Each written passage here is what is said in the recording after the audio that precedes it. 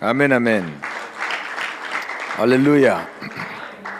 Kubera ko dufite icyumweru cyose cyo kwiga kuri Aburahamu, uyu munsi turagarukira noneho ku cyiciro cya mbere amaze kugera i Kanani mu gihugu cy'isezerano. Kugeza ubu twari turiga ngo Aburahamu ni umuntu ki. Njye sinavuga ngo yari umuntu ki kuko twavuze ko atapfuye. Nubwo umubiri wapfuye, ariko Imana yavuze ubwayo ngo si Imana y'abapfuye, ni Imana y'abariho, y'abazima. Ni ukuvuga ngo Aburahamu ariho kuko aracyavuga, kuko yari umugabo wo kwizera. Aburahamu ni umuntu ki? Tumaze kubyumva rero muri make. None tugere rero ku muhamagaro rero, arawumviye rero. Ari muri Siriya, amen, Harani. Uyu munsi yitwa gute? Abu Kemal, niko yitwa uyu munsi. Amen. Hanyuma arakurikiye Imana rero, ageze mu gihugu cy'isezerano. Twumva ukuntu byagenze. Dusuye mu Itangiriro ibice 12. Muzirikane araragenda aho atazi. Amen. Haleluya.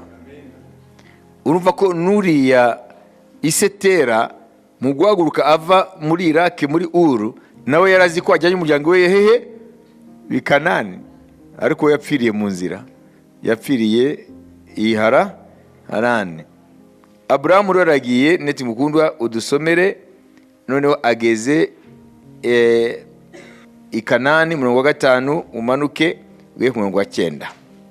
Aburahamu ajyana Sarayi umugore we na Loti umuhungu wabo n'ubutunzi bwose bari batunze n'abantu baronkeye i Harani, bavanwe no kujya mu gihugu cy'i Kanani. Kanani ubwaho niho basohoye. Aburahamu anyura muri icyo gihugu agera ahitwa i Shekemu, ahari igiti cyitwa umweroni cya More. Muri icyo gihe umunyakanani yari muri icyo gihugu. Uwiteka abonekera Aburahamu aramubwira ati, urubyaro rwawe nzaruha iki gihugu. Yubakirayo igicaniro Uwiteka wamubonekeye.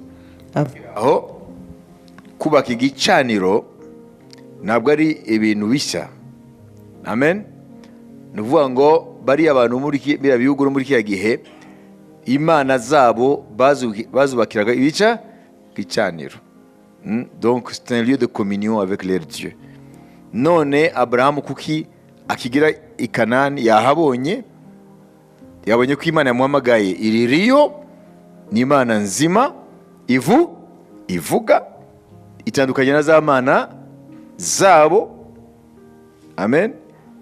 Aho yavukiye Uri, twumvise ko Imana nkuru yitwaga Nana, ubwo n'izindi ari Harani nabo basanze izindi.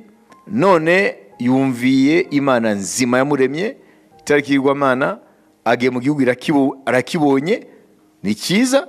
Noneho icyambere akoze yubatse igicaniro. Kubaka igicaniro ni ukuvuga ngo uwo mwanya icyo gicaniro yubatse ni igicaniro cya adoration. Ni ukuvuga ngo ni wowe Mana yanjye. Amen. Kandi iki gihugu, haleluya, umpaye nka gakondo n'urubyaro rwanjye. Amen. Ni ukuvuga ngo iki gihugu kizaba igihugu cyawe, igihugu kizaguha icyubahiro, igihugu uzasozamo ubushake bwawe. Donc il consacre la terre aussi. Consécration. Amen. Wayumvise? Haleluya. Kuko igihe Imana itanze, hari ikintu cyitwa d'abord umuntu araramya iyo Mana, et puis tu consacres aussi.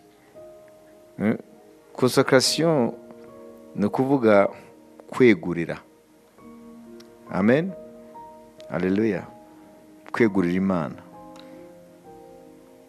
Igihugu nacyo kibaye inyego y'Imana. Ariko muzirikane, ba nyiracyo mu buryo bw'umubiri ntabwo bazi iyo birakorwa. Ngo umunyakanani ngo yari uvuga ngo ntabwo imana yamujyanye mu gihugu kidaturwa, yamujyanye mu gihugu gifite ba nyiracyo. Amen.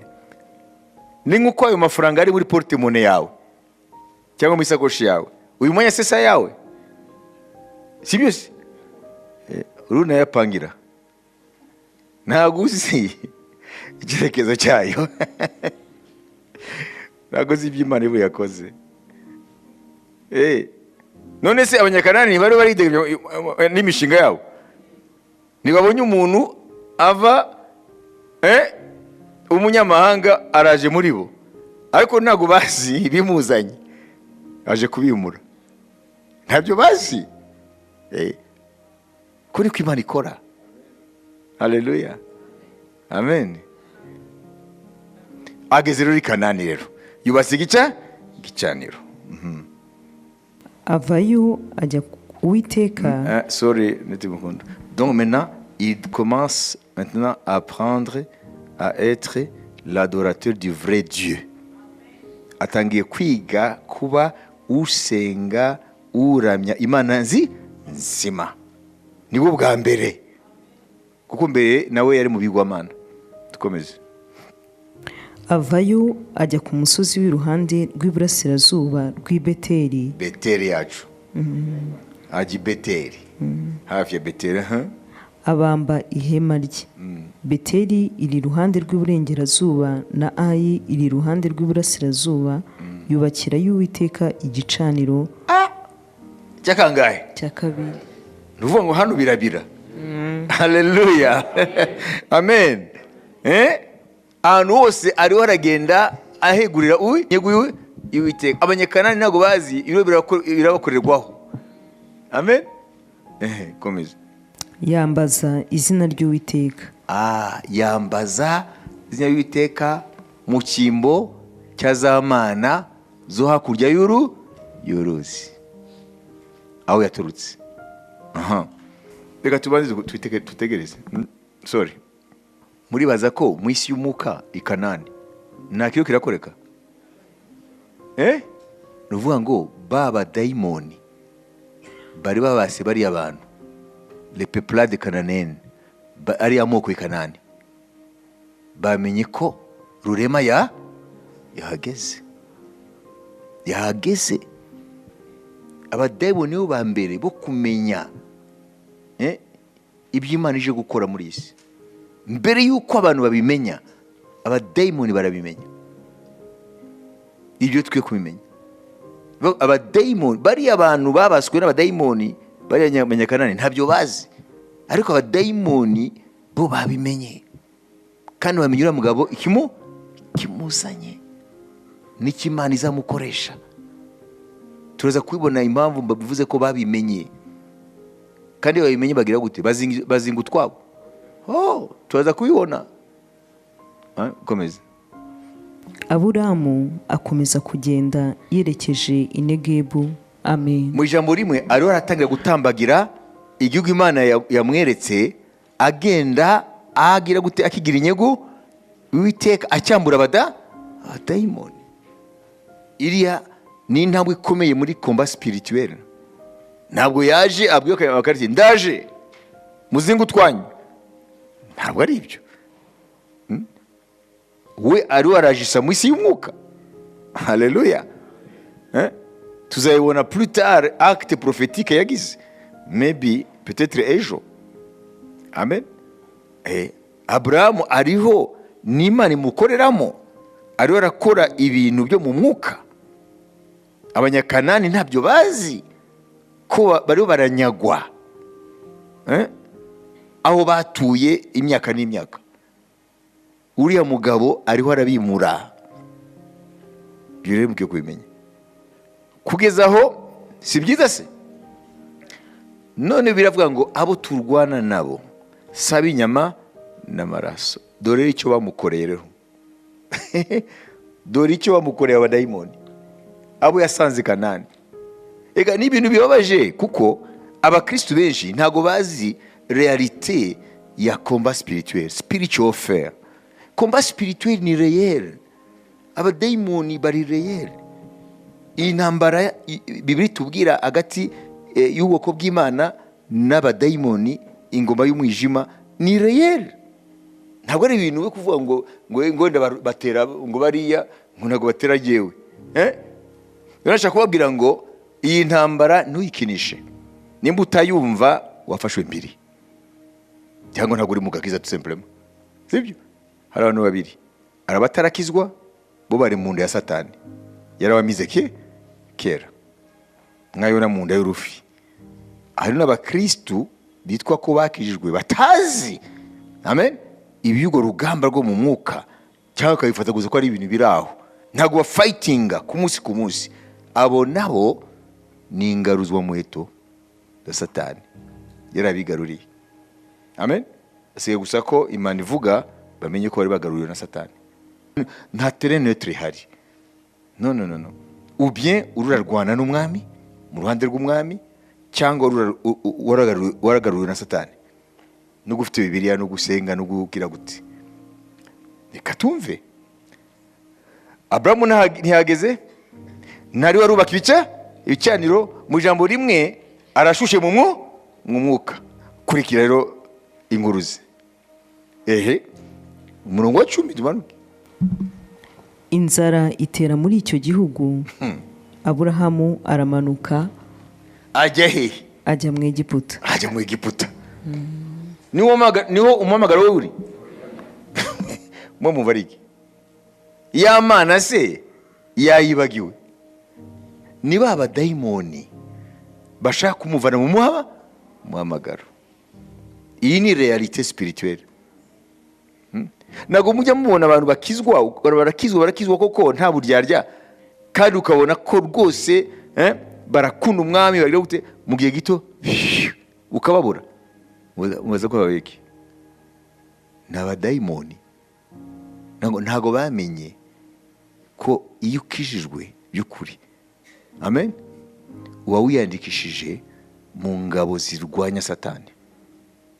Abrahamu yarumvishe uri y'Imana, yumviye umuhamagaro, yageze mu gihugu yakibonye, yatangiye neza, atagiye gukonsakra igihugu ku mwami, nawe atangiye kwadora ubwa mbere, gukuramya Imana nzima. None dore ni Imana yateje iyo nzara? Ni Satani. Reka babaze, nta nzara yateye mu gihe cya Eliya? Imana yaramuteranye, ntiyamugaburiye. None se yari kureka gutunga Abrahamu? Murabona? Eliya ni wanyuma cyane ya Abrahamu. N'urugero mbaha, iyo Abrahamu adaterwa n'amadayimoni yari guhagarara ku isezerano. Ni hano Imana yambwiye ko izambera umugisha. Imana yari kumuha umugisha nubwo iyo nzara ya Satani yayiteje.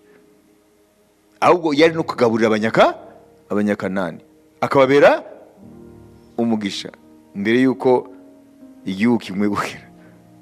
Ariko urabona amanutse muri Egiputa. Mubonye uyu munsi Egiputa ni isi ugereranije n'inzu y'Imana. Iyo utabaye maso atusubiza muri Egiputa. Mwumve rero tukomeze tumukurikire muri Egiputa rero. Umenye ko Egiputa hano ni Afrika yacu. Aramanuka ajya muri Egiputa asuhukirayo, kuko inzara yari nyinshi muri icyo gihugu. Ari bugufi bwo gusohora muri Egiputa, abwira Sarayi umugore we. Mwumve noneho wa mugabo wahamagawe n'iyo mu ijuru, dore rero atangiye gufindafinda ibintu, atangiye guteka imitwe. Dore rero atangiye rero no kwigisha umugore we ibindi. Abwira Sarayi umugore we ati, dore nzi yuko uri umugore w'igikundiro. Mwaki bimenyeze. Tukomeze. Nuko abanyegiputa nibakubona bazavuga bati, uyu ni umugore we, maze banyice nawe bagukize. Wa mugabo yahamagara niyo mu ijuru, atigeze atinya abanyakanani. Amen. None atangiye gutinya aho agiye. Iyo Satani amaze kutuvana mu isezerano, ubwoba buradutekera, tugatinya n'ibyo tutatinyaga. Ndakwinginze uzajye ubabwira uti ndi mushiki we, kugira ngo ngirirwe neza ku bwawe ukirishe ubugingo bwanjye. ese Imana turagera step by step. Ese Imana yamuhamagaye ngo bamwice? Atangiye kuvuga ko bazamwica. Mu isezerano ry'Imana ari byo gupfa, ariko atangiye kumva ko ashobora gupfa. None se nimba ataye kumva ko ashobora gupfa, bya bindi Imana yamubwiye yamuvaniye iwabo, nose biza failinga, bizaburizwamo. Murabibona l'enjeu, murabibona. Aburamu ageze muri Egiputa, abanyegiputa bareba uko wa mugore ari mwiza cyane. Koko yari mwiza. Abatwari ba Farawo baramureba, baramumushimira. Wa mugore ajyanwa kwa Farawo. Birantangaza ko bamushimye kandi n'abatware nta n'umwe wamutwaye, kuko nababwiye ngo umviriza, murabyuka absolute monarchie absolue, abagore bose nabo umwami, si bize n'abatware kandi nabo bamushimye, kuko bavuga ngo ibyiza byose bikwiye kubijya iby'umwami. Dukomeze. Agirira Aburamu neza ku bwa Sarayi, kandi yari afite intama n'inka n'indogobe z'ingabo n'abagaragu n'abaja n'indogobe z'ingore n'ingamiye. Tukiri aho, kubera ko yatewe agateshwa isezerano, agatakaza kwizera, ariko ntabwo tuza kumucira urubanza, turaza gusubira inyuma tumurehabilite. Tuza gusubira inyuma tumushe muri contexte ituma tutamuvuga ngo nta kwizera. Waribuze hano ni kubera ko tuwe turiga, tuza gusubira inyuma ngo nuvuge ngo nta kwizera yarafite. No. Dore rero aho tugeze, umviriza, uwari umugore we anezerewe no kwitwa bofero wa Farawo, brother in law, ku mugore wawe, kugira ngo ukunde ukize ubuzima bwawe. Birumvikana ko Farawo yavuze ati rero uyu ni muramu wanjye, amuhundagazaho ibintu, na Aburamu aranezerwa. Ese aracyatekereza ya Mana? Oya, nawe aradwerinze, mugute aradwerinze muri Egiputa, nawe yaba citizen. Tijyo sigana banyura mu mihanda ati ndahari, ariko uriya mugabo ntabwo asanzwe, hari ibyo yavuzweho. Amen. Ariko muri uwo mwanya ariho aravugira mu by'Imana itamuhamagariye, kandi arabyita imigisha. Abantu benshi bita imigisha y'ibintu barimo kandi atari byo, kuko behind ibyo bintu harimo ibyaha byinshi, babibise byinshi, ibinyoma, manyanga, ariko uko bari mu itorero ngo ni imigisha. Dukomeze. Uwiteka ahanisha Farawo n'inzu ye ibyago bikomeye, amuhora Sarayi umugore we Aburahamu. Farawo ahamagaza Aburamu aramubaza ati, icyo wangiriye iki ni iki? Kutambwira yuko ari umugore wawe? Ni iki cyatumye umbwira ko ari mushiki wawe, nanjye nkamwenda nkamugira umugore wanjye? Tukiri aho, ninde intervenye? Imana. Nashaka kubabaza, ninde yabwiye Farawo ko uriya Sara ari umugore wa Aburahamu? None Farawo avugana n'Imana? Yavuganaga n'Imana?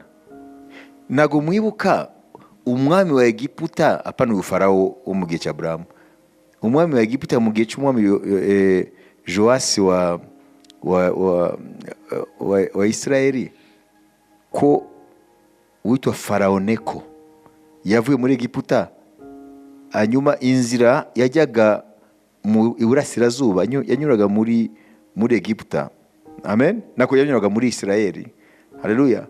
Ari kiriya kiba cya Megido. Amen. Hanyuma umwami wa Israeli amaze kumva ko Farawo yanyuze mu gihugu cye, akajya kumutangira ngo barwane, agapfa. Farawo mbere yo kumwica yavuze iki? Ngo ntabwo ari wowe nje kurwanya nawe, yewe ndiyo ndagenda kurwanya umwami wa Ashuri. Wanyise? Amen. Hariya hakurya y'uruzi Efurate, muri noro ya Iraq. Avuga ijambo rimwe ngo Imana yambwiye ahubwo ngo mbyihutishe. Nihe Mana? Ngo jewe sinje kurwana nawe, ndi mu nzira n'ingabo zanjye tujya kurwana n'umwami wa Ashuri, kandi ngo Imana yambwiye ngo mbyihutishe. Umwami wa Isirayeli yanga kumva, hanyuma bararwana arapfa. Bayumvise? Kubera iki? Wibaze, ese Imana yavuganye n'uwo Farawo? Ese yarabeshye? Oya. Ese Farawo wewe mu gihe cya ku Farawo ni izina ry'ubwami, sibyo? Nabwo ari umuntu umwe. Ese Farawo yavuze ngo Imana niyo yamubwiye ati wowe uwo mugore imuteze ibyago, ngo umugore nuriya mugabo ari umugabo ntago muzi wowe. Bayumvise? Hari n'uwundi yashaze gukora ibyo Abimeleki, ngo cet homme est un prophète. We ntago yigeze ajyamana na Sara. Imana yaintervenye mbere. Ngo cet homme est un prophète. Ngo uyu n'umuhanuzi. Nukora ku mugore we urapfa, ngo n'ishyanga ryawe. Bayibise? None Farawo ni Imana yavuganye nawe. Voilà, mu byumve neza.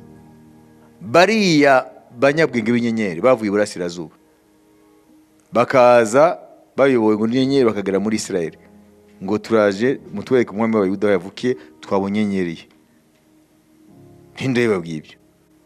Ni ukuvuga ngo rero abantu ba kera bari spirituel, nubwo atari mu isi y'Imana. Wayibise? Ni ukuvuga ngo bari abantu ba kera bari bafite indagu zikomeye.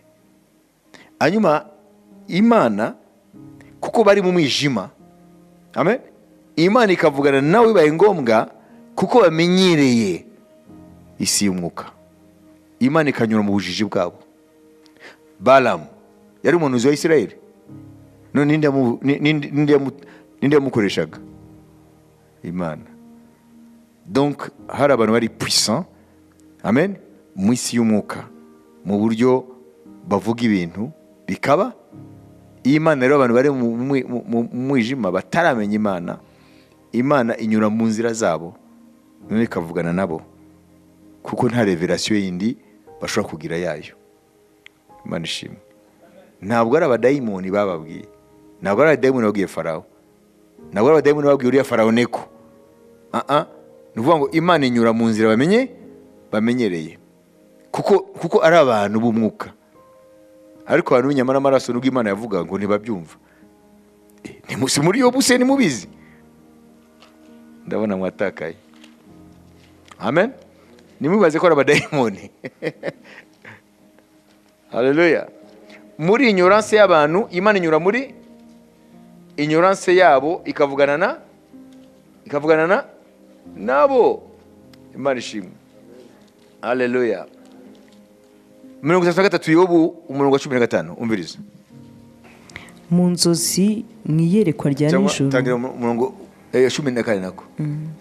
Imana ivuga rimwe ndetse kabiri nubwo umuntu atabyitaho. Mu nzozi mwiyerekwa rya nijoro, igihe abantu bashyizweyo basinziriye ku mariri yabo. Amen. Voilà. Ngo Imana iravuga. Haleluya. Ngo ariko benshi ntabwo babyitaho. Imwe mu nzira batubwiye inzozi. Nivuga ngo ba Farawo bari bakomeye mu byerekeye isi y'umwuka. Amen. Ils étaient spirituels, ariko apana spiritualité y'Imana. Spirituel, barabumuka. Amen. Nta kintu bakoraga batakonsidere les puissances, kuko Egypte iri connu yuko bari très avancé, bari kure cyane mu bintu byo mu buryo bw'umwuka. Amen. Reka mbabaze ikibazo. Mbere yuko abanyabwenge mu bintu by'imibare n'ibiki badekuvura iyo bita pi 3,14, iyo dukalkira ibintu bya circonférence, ibyo hariya muri za piramide zo muri Egypte basanze ba Farawo bari babizi. Nuvuga ngo imibare bavumbura ubu ba Farawo bari babizi, biranditswe mu mapiramide hariya mu mahieroglyphe yabo ariyo écriture yabo. Hariho n'ibindi bijyanye na cosmos ukuntu isanzure rimeze bataraparvena kudeshifra dekoda. Hari imibare kuzo munsi bataramenya. None se bariya abafarawo babikuragahe? Nubona ziriya piramide uko zubatswe nibaze ko ari ibintu biraho gusa. No, ziriya piramide zubatswe mu buryo zifite connexion na les forces cosmiques. Babibise vuga ngo ni by'umwuka. Hari ubwenge uno munsi bagezeho kugeza uno munsi ubushakashatsi ntiburamenya ibyo ari byo, ariko nabaye urugero rw'iyo yavumbuwe nyuma. Bari abantu bari abanyamwuka, bari bafite de puissance spirituelle zikomeye. Niyo mpamvu rero bitabagoye kumva noneho Imana iwe ivuga. Nuvuga ngo mu mateka y'Imana, Imana yagiye ivugana n'abantu mbere y'uko inahamagana Aburahamu. Melkisedeki yabayeho mbere ya Aburahamu, kuko Aburahamu yahuye na Melkisedeki. Melkisedeki yari mukuru, biravuga ngo yari umutambyi, amen, w'Imana isumba byose. Ninde wumuhaye? Imana. Yawumereye ntawe ubizi, ntawe uhazi. Niyo se, amen.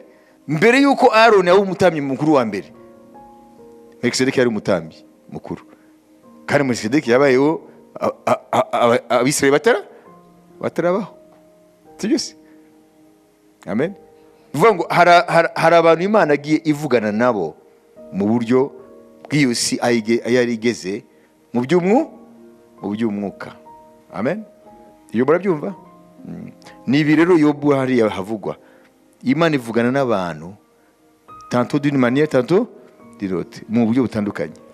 Ariko abantu ntago babyitaho. Hanyuma ngo itanga exemple ngo ku mariri yabo Imana ikavugana nabo ntibabimenye. Nuko rero Imana rero ibwira Farawo ngo uriya mugore watwaye suwawe komeza. Nuko nguyu umugore wawe mujyane wigendere.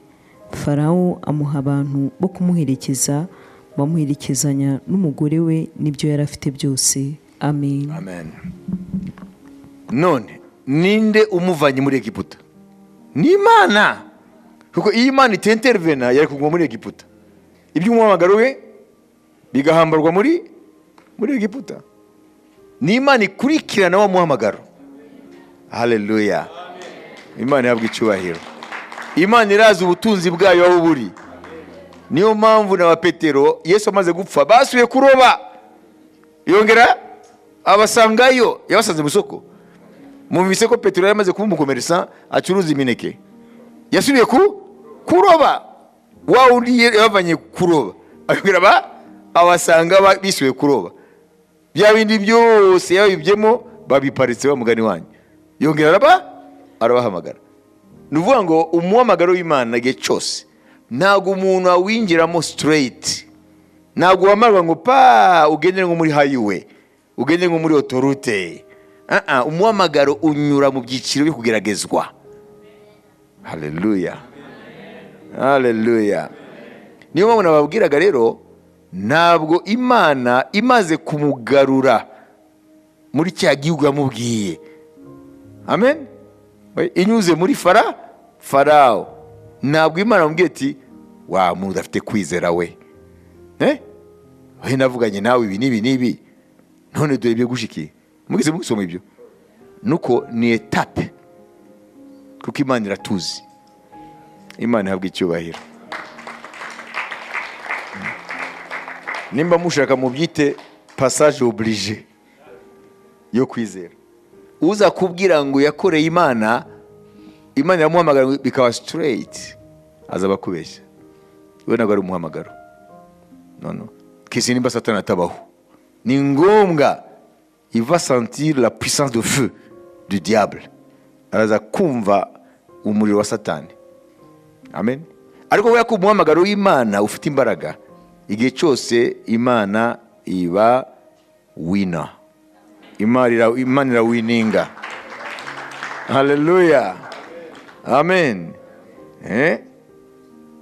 Bavandimwe, cyo turika kuri Aburahamu se?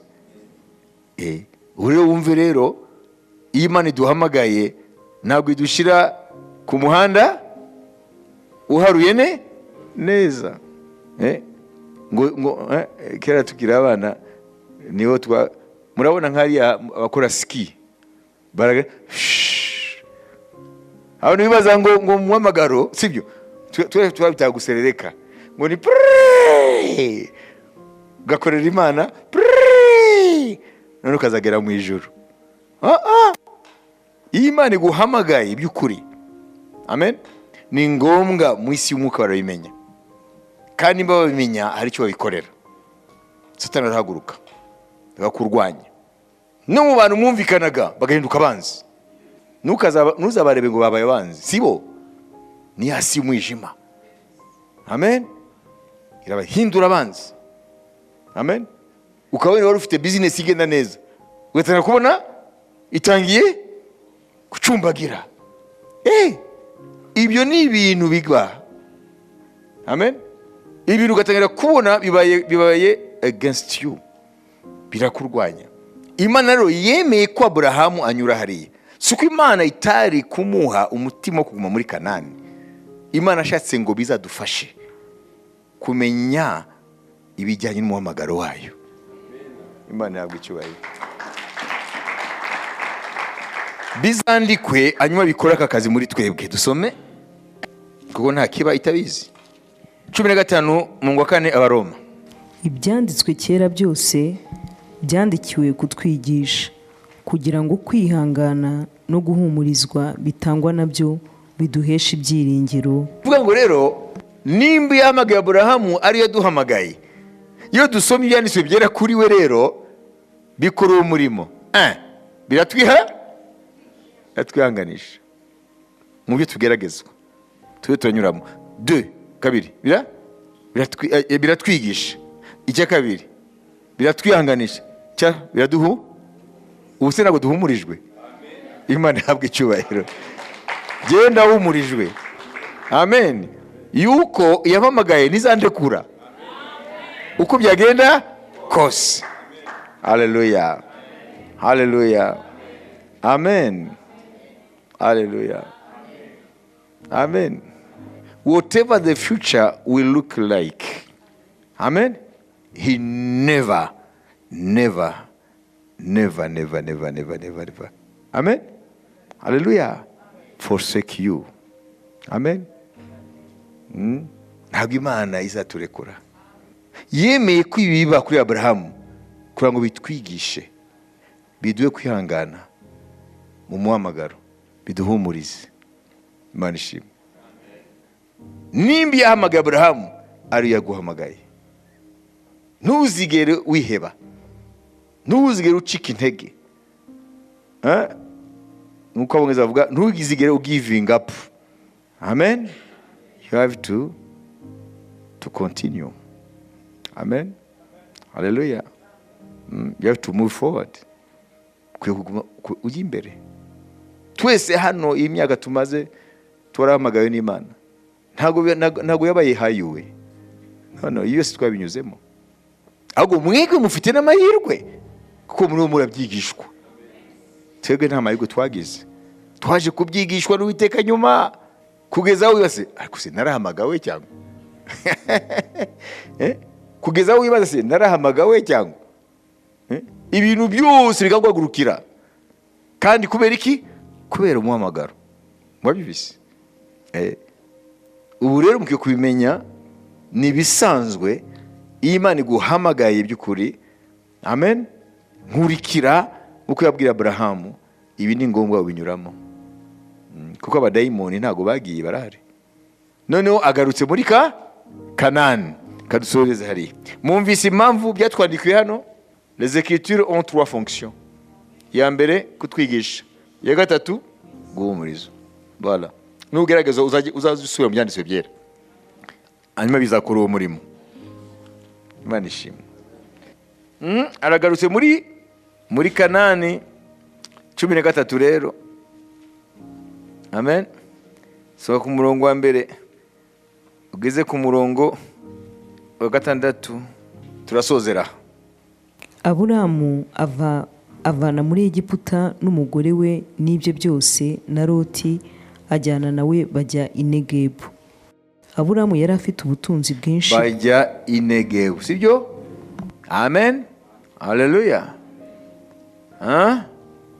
Komeza. Aburamu yari afite ubutunzi bwinshi bw'amatungo. Negebu ni hariya nababwiye uyu munsi hagaburira ibihugu byinshi imbuto. Naho Aburamu ni muri sud ya Israel. Ko avuye muri sud muri Egypte, sibyo? Arazamutse kandi agiye asubiye muri Kanani, none ageze muri Negev. Wayibise? Hari amapome meza Negev, amatomati meza, ibimera byiza. Amen.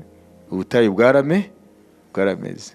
Aburamu yari afite ubutunzi bwinshi bw'amatungo n'ifeza n'izahabu. Ariko sabikuye nimubase n'ubutunzi bwa Egiputa. Ubutunzi bwa Egiputa kumwe nabwo bubaho, nta nibwo bwinshi. Tukomeze. Aragenda ava i Negebu agera i Beteli, ageraho mbere yabanje kubamba ihema rye. Aho nashakaga rero mbere yuko dutandukana. Imana ishimwe. Il dirigea ses marches du midi jusqu'à Bethel. Jusqu'au lieu où était sa tente au commencement entre Bethel et Haï. Hari Sichem. Sio hambere. Dusubiye hariya akiza ava i Harani. Yabanje kubaka icyariro hehe kuri 12:6. Aburamu anyura muri icyo gihugu agera ahitwa Ishekemu, ahari igiti cyitwa umweroni cya More. Amen. Sibyo? Wagifise? Amen. Niwe amanuza hagati ya Beteli na Hayi, abamba amahema.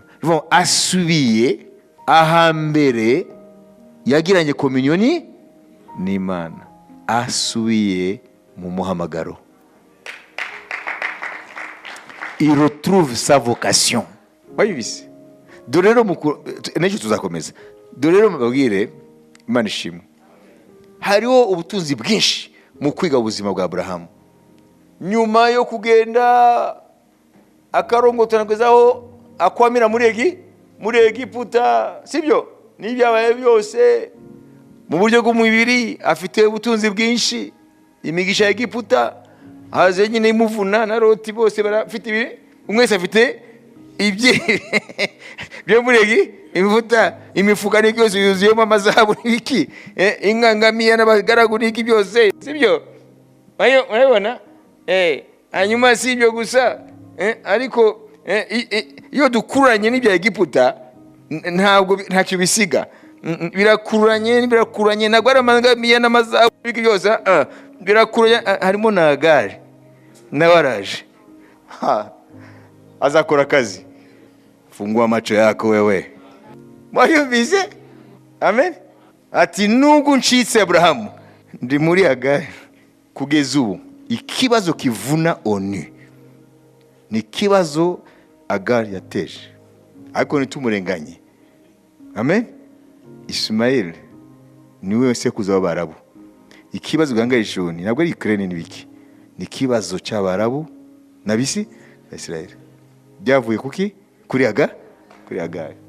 Iyo rero uvuye mu muhamagaro ukajya muri Egiputa, ushobora kwabonera ubutunzi bwose, ibi byose mushaka, amamodoka meza, amazu meza, ukazunguruka isi uko ushaka. Amen. Haleluya. Imifuka ikaguma yuzura amadolari n'ibiki byose, amakonde sinakubwira, sibyo? Ariko nagaye nawe acomekwamo, sibyo? Hanyuma ukagenda tarara. Ariko Imana ifite ubutunzi muri wowe, ikongera ikagusanga rero aho muri Egiputa, ikaguhamagara. Amen. Dore rero iyo izi ikaguhamagara ngo usuye ku isoko, wabyumvise? Nuvuga ngo buriya butunzi bwose, amen, wasaga naho ubwinjowinga, ubunezerewe, bihinduka amase. Kuko Aburahamu ntabwo tumubona avuga ati ibikingi noneho ndabishyira he, asubiye kuri ka gacaniro. Ni ukuvuga ngo ubutunzi yavanye hariya ntawo buhuriye n'igicaniro. Rien ne vaut la communion avec Dieu. Nta na kimwe wagurana ubusabane n'Imana nzima nubwo baguha zahabu by'isi yose. Mwabibonye? Ni nko bavuga ati uriya muntu reka agende yinjoyinge Egiputa, agenda arye ibya Egiputa byose, atunga ibyo ashaka byose, nimba Imana imufiteho umugambi. Wabyumvise? Amaherezo, amahirwe ye nuko azongera kugaruka hahandi aho yahoraga anezererwa kuvugana n'Imana. Niko butunzi buruta ubundi, ntabwo ari ibitubona twebwe. Wabonye? Agarutse aho yatangiriye. Yarafite iki? Aho yagarutse yarafite iki imbere? Atarajya muri Egiputa azanira ubu butunzi yarafite iki? Yarafite usane n'Imana. Sibyo? Niko ari ubutunzi bwe.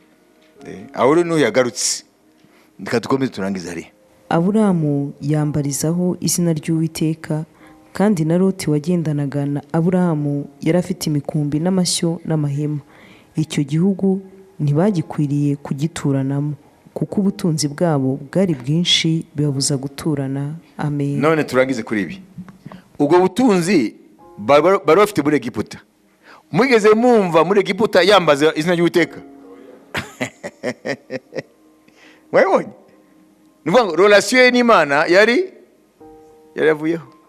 Yego yarafite ubutunzi ariko nta relation n'Imana.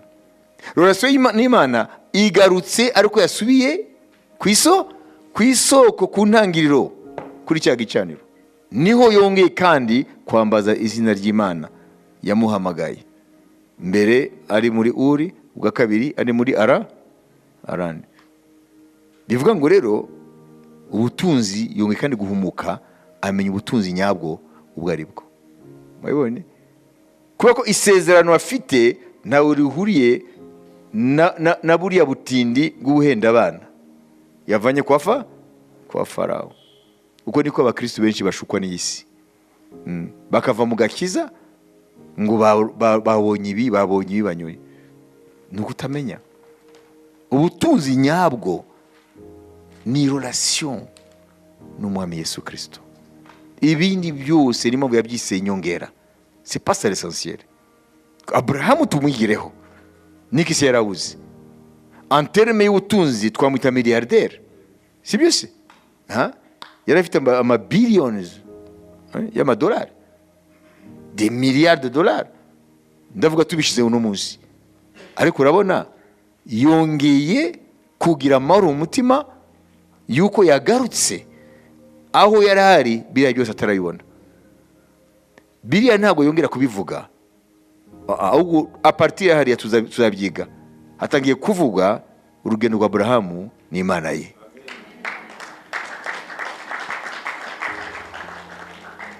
Rero muvandimwe, ntuzigere nimba ufite agakiza kukuri, ntuzigere ushukika ni Egiputa. Egiputa irarabagirana ariko yishemo amarira menshi. Amen. Utarize none uzarira igihe uzagera ku mfiro, uzasanga waribeshye nutera Yesu Kristo umugongo. Amen. Haleluya. Donc uno munsi tucumbikira aha urugendo rwa kwiga kuri Aburahamu, urugendo rw'umuhamagaro we, ariko twaruvanyemo amasomo menshi. Haleluya. Rero ntuzarinde gukubitika, tangire wirinde ikintu cyose cyatuma utera Imana nzima umugongo ngo washutswe n'uruhendo rw'ibintu byo muri Egiputa. Ukararikira ngo kanaka ngo ageze kuri ibi. Mwana turwaye indwara kuvuga ngo kana turebera ku bandi. Niyo mpamvu tunabura n'amahoro. Ngo kanaka ngo ageze kuri ibi, ninde wamugushinze? Jua yako. Menya ibyawe. Ibyo byakanaka byihorere. Amen. Kubera yuko hakurya y'ibibona hari utazi wowe. Kuye wowe kumenya ko igihe cyose ufitanye ubusabane n'Imana yawe urafite byose. Imana ishimwe.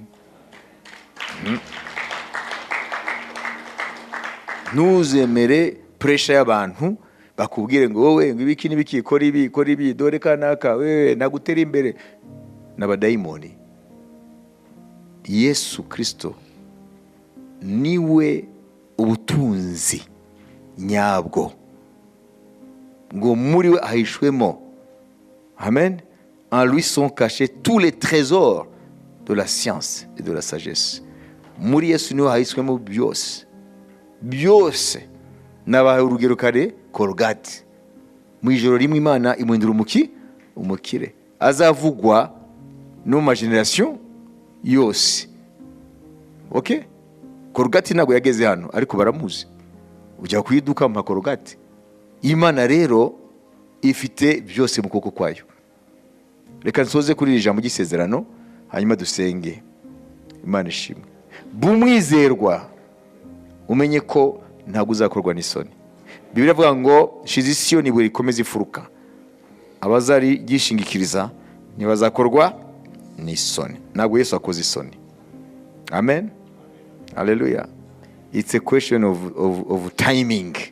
Ikibazo cy'umwanya. Tujye mu Migani ibice 3 ku murongo wa 16. Umvira iki ijambo ry'Imana rivuga. Mu kuboko kwabwo kw'iburyo bufite kurama, no mu kw'ibumoso bufite ubutunzi n'icyubahiro. Amen. Hano baravuga Yesu ko niwe yitwa bwenge. Mu kuboko kw'iburyo kwa Yesu harimo iki?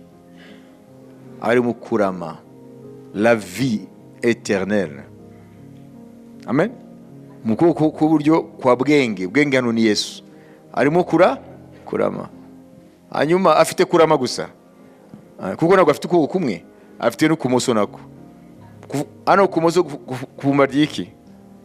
Ubutunzi ni none se niwumva se? Birahari. Nazangamiya zirahari. Imana ntabwo icyubahiro. Hano aragakiza, hari ubugingo buhoraho mu kuboko kwa Yesu iburyo, mu kuboko kw'iburyo. Kuko kumoso hari biriya byose Abrahamu yagiye gushaka muri Egiputa. Hari ingamiya, hari amafeza, hari ibiki byose biri mu kuboko kwa Yesu Kristo. Hari muri cyubahiro. Ntabwo uzakorwa n'isoni. Ijambo ry'Imana n'ukuri, ituryizere. Amen. Rero urayibona nukurikirana neza ubuzima bwa Abrahamu ntabwo bwaje kurangirana neza na bwa butunzi yavanye muri Egiputa. Tuzabyiga kugeza aho Abrahamu yavuye mu mubiri. Amen. Niyo tuzamenya neza ko Imana idafailinga, Imana ntabwo ineshwa ihamagaye umuntu by'ukuri. Kaduhaguruke. Imana ishimwe. Ndabashimiye mwese mwabonetse. Amen. Ibyo twize mukomeze mu bitekerezo. Ibihe turimo mu rwego rw'isi mubimenye ko Satani ngo ntaturiganye. Amen. Turi mu cyo bita une période paradoxale. Ni ukuvuga ngo mu buryo bw'amaso turi mu bihe bibi. Mu buryo bw'isi iyo tubona, sibyo? Turabona mu mpande zine z'isi ni intambara, ni ibyago, ni biki, icyorezo, intambara. Duvuga ngo nta gice na kimwe cy'isi kizima, sibyo se? Mu buryo bw'isi ni ibihe bibi, ariko nibitwibagize ko mu rundi ruhande rw'ubuhanuzi bw'Imana ni igihe cyiza. Unashime n'Imana ko yashimiye kuba mu gihe nk'iki. Murazi impamvu? Nta gushidikanya turi mu gihe cyiza cy'isozwa ry'amateka y'itoro rya Kristo. Ni ukuvuga ngo rero muri iyi generasiyo turimo, benshi muri twe ntago bazanyura aho abantu bose bakomoka kuri Adamu, benshi muri bo banyuze, byitwa urupfu rw'umubiri. Muri twebwe hari abantu batazigera banyura mu rupfu rw'umubiri, bazahindurwa.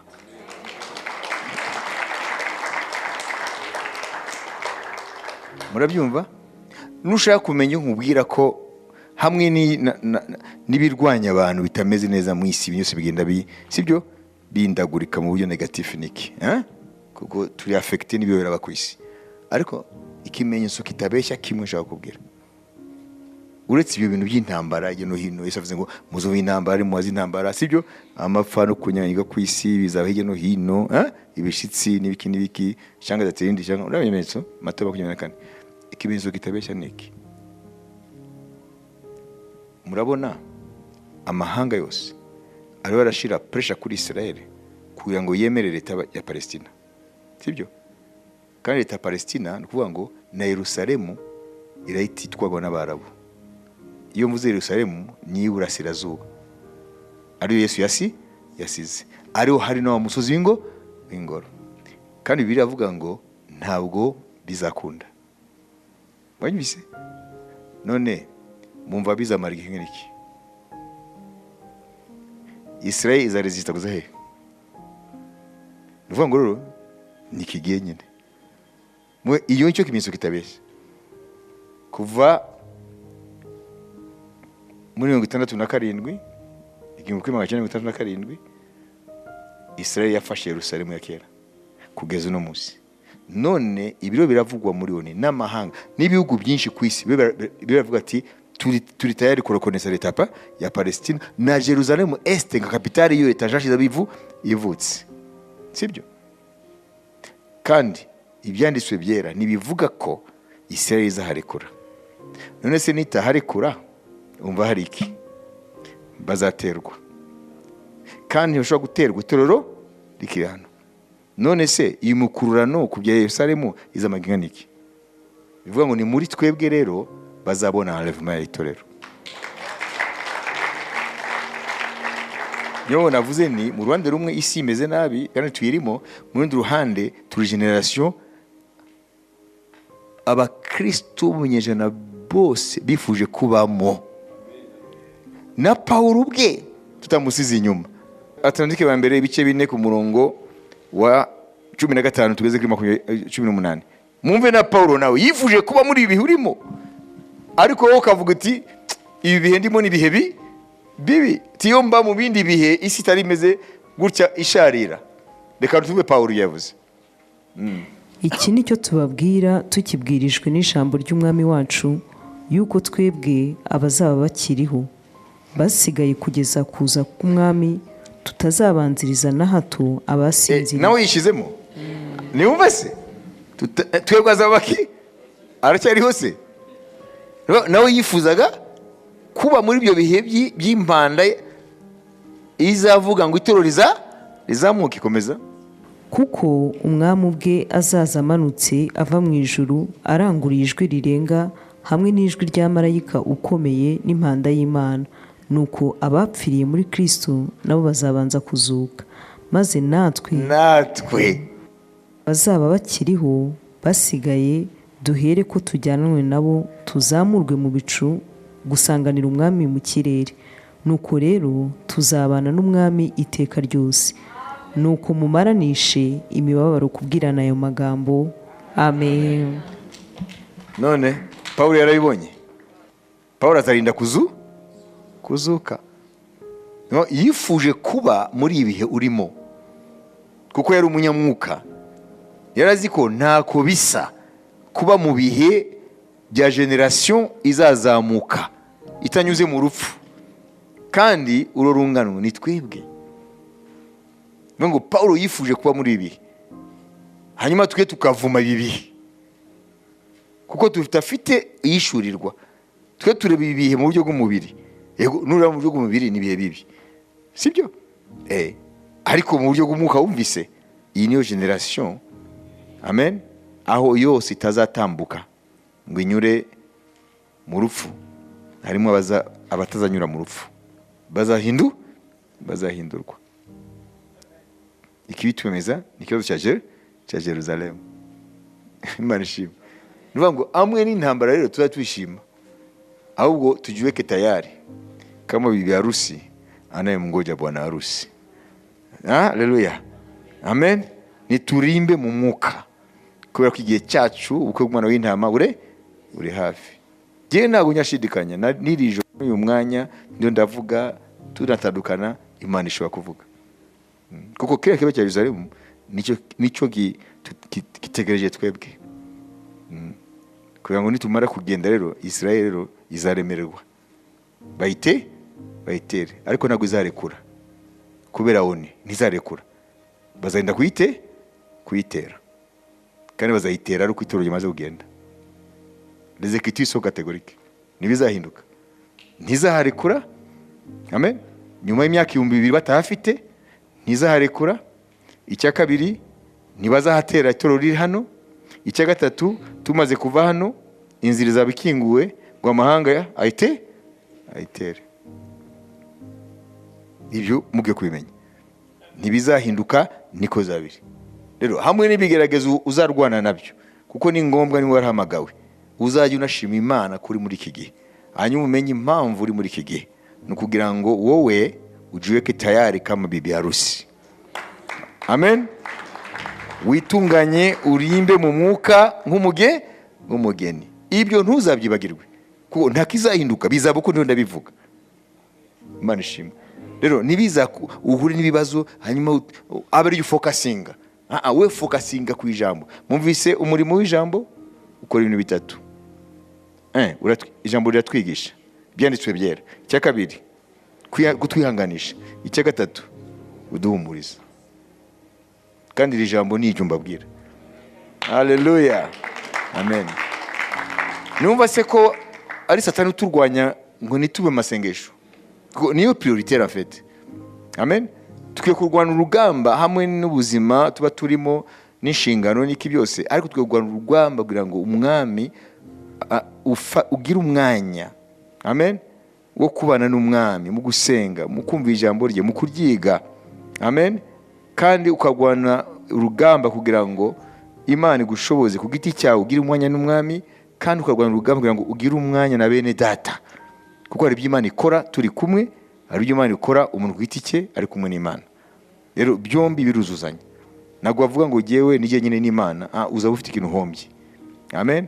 Kuko Imana idufata umwe ku giti cye kandi idufata nk'ubwoko bwayo. Amen. Ubuntu bw'umwami wacu Yesu Kristo n'urukundo rw'Imana no gusabana n'Umwuka Wera byanze twese. Amen. Shalom shalom. Mukomeze kugirirwa neza n'Imana. Amen.